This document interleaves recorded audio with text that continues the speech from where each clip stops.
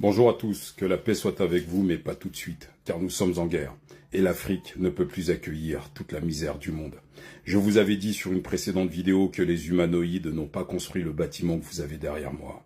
Alors c'est pas compliqué. Maintenant nous allons passer à l'étape numéro 2. Nous allons faire parler les humanoïdes du 19e et du 18e siècle, dans l'ouvrage qui suit. Alors à tout de suite, regardez l'ouvrage. Nous sommes en 1843. L'humanoïde qui est à l'origine de ce livre s'appelle L.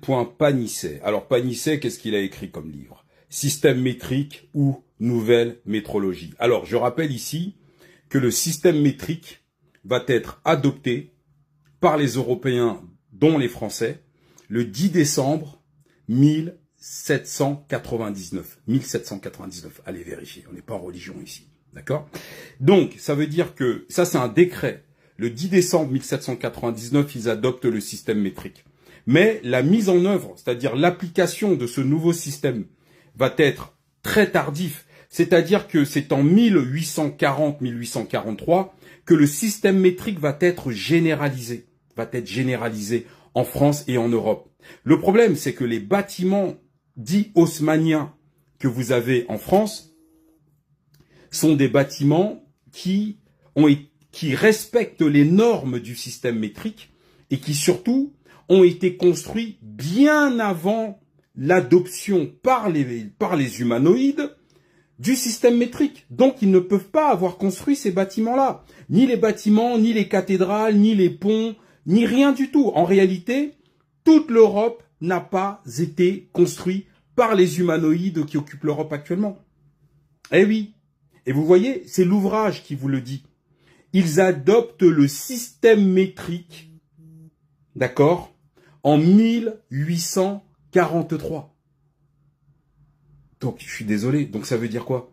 Bah, je veux dire, c'est comme si on vous expliquait que un gamin qui est dans une poussette, d'accord, bah, a gagné le 100 mètres. Et il sait pas marcher, il est dans une poussette encore. Donc, il sait pas courir. Donc, il peut pas avoir gagné le 100 mètres. Donc, en fait, bah voilà, c'est ce que je suis en train de vous dire. C'est-à-dire que pour qu'aujourd'hui, les humanoïdes, affirment avoir construit l'Europe, bah, il faudrait pour ça qu'ils aient maîtrisé les normes techniques qui ont permis la construction de ces bâtiments-là. Regardez la suite. Oui, donc c'est ce que je vous disais dans les précédentes vidéos. La normalisation du système métrique en France et en Europe en général, c'est fait à la moitié du 19e siècle. Donc, vous avez des ouvrages là. Donc, je vais vous donner les titres. Vous allez vous rendre compte qu'en fait, ces gens-là ont maîtrisé le système métrique très tardivement. Donc, en fait, expliquez-moi comment un peuple a pu construire ça, d'accord, qui est totalement en respect du système métrique, d'accord, prétendument au 17e, d'accord, vous voyez, ce type de bâtiment, ok, mais sans maîtriser le mètre.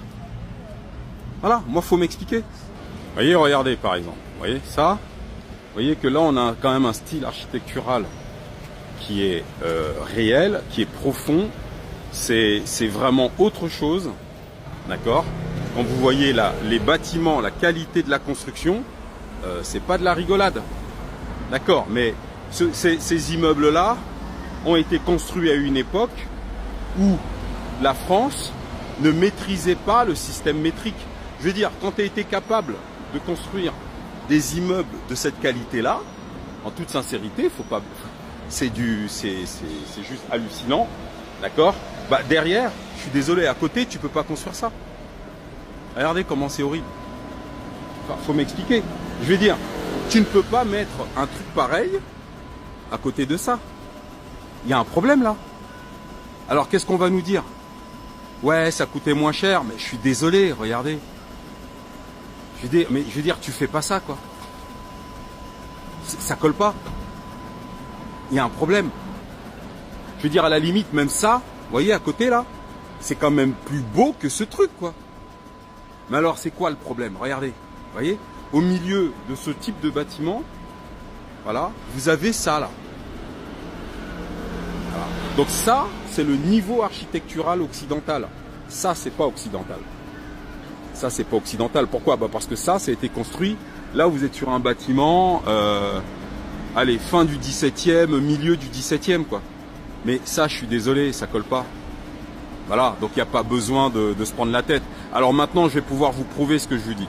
Donc, nous sommes toujours sur notre ouvrage « Système métrique, la nouvelle métrologie ». Donc, nous sommes à l'introduction. Alors, je lis. Hein. Vous pourrez, demander l'ouvrage dans le groupe Telegram « Les fétiches de guerre ». Naturellement, vous êtes déjà abonné, vous avez déjà partagé cette vidéo, vous avez partagé les vidéos précédentes, enfin, vous avez partagé toutes les vidéos sur le compte, on y va. Alors, les grandeurs, quelle que soit leur nature, ne peuvent être appréciées que par comparaison. Aussi, pour chacune d'elles, choisit-on un type destiné à les apprécier. Ce type qui était arbitraire,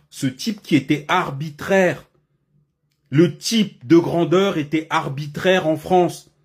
Donc, vous voyez bien que un peuple ne peut pas avoir construit les immeubles que vous avez vus dans la vidéo juste avant avec un système de mesure arbitraire. C'est pas possible. Les immeubles sont trop beaux. Donc, il dit que ce type était arbitraire, donc avant qu'ils adoptent le système métrique, et a pris le nom d'unité. Voilà, il découvre l'unité, hein, voilà, en 1943. On lui a donné le nom d'unité concrète lorsqu'on l'applique à une sorte de grandeur particulière. Un arbre, 1 mètre, par exemple, on l'a nommé unité abstraite, lorsqu'on lui a laissé toute sa généralité, et l'on dit 1. Voilà. Ensuite, pour arriver à la formation de toutes les grandeurs, on a formé à partir de l'unité primitive, soit en dessous, soit en dessus, soit en dessous, de nouvelles unités qu'on pourrait appeler collectives.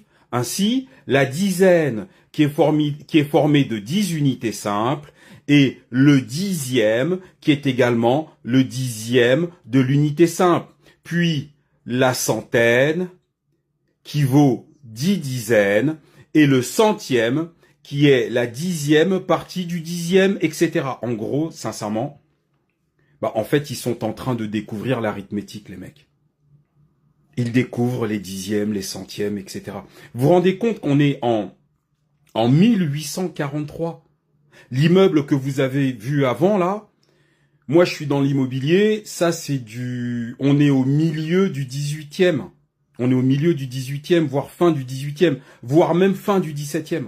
Voyez? C'est-à-dire qu'en fait, c'est un immeuble qui est construit au minimum un siècle avant que les Européens ne comprennent le système métrique. Et ces bâtiments-là sont construits selon les normes du système métrique. Il y a un problème. Il y a un vrai problème. Et à mon avis, ces immeubles-là sont bien plus anciens que ça. Sincèrement. Et vous avez vu l'immeuble qui est à côté qui ressemble à rien. Je veux dire, si tu as été capable de créer l'immeuble qui est sur la gauche, tu fais pas le truc à droite, quoi. Je suis désolé. Et autre chose. Sincèrement, imaginons que les Français, que vous connaissez comme moi, avaient un système de mesure indépendant. Mais putain, les Français se seraient battus pour que ça soit classé au patrimoine universel de l'UNESCO. Ils auraient jamais adopté un autre système de mesure. Surtout quand tu as construit des immeubles comme ça, avec un système de mesure propre à ton peuple, propre à ta société, tu t'en changes pas. T'en changes pas pour créer la merde qu'on a vue à droite. Jamais de la vie. La France nous aurait fait bouffer son système de mesure dans les Caraïbes, en Nouvelle-Calédonie, en Afrique francophone, mais jamais nous aurions adopté, nous serions restés sur le modèle de mesure français. Le problème encore de ces immeubles-là, c'est qu'ils sont pas qu'en France, ils sont dans toute l'Europe, ils sont aux États-Unis, ils sont en Thaïlande, en Nouvelle-Zélande, des pierres de taille comme ça. Vous allez pas me dire que c'est le baron Haussmann qui a fait le tour du monde pour construire ce genre d'immeuble. Les humanoïdes n'ont jamais construit ce genre d'immeuble. Mais attendez, la suite va être encore terrible. Parce que c'est pas terminé. Nous sommes sur une enquête criminelle. Non, on va régler ça. À très bientôt chez les fétiches de guerre.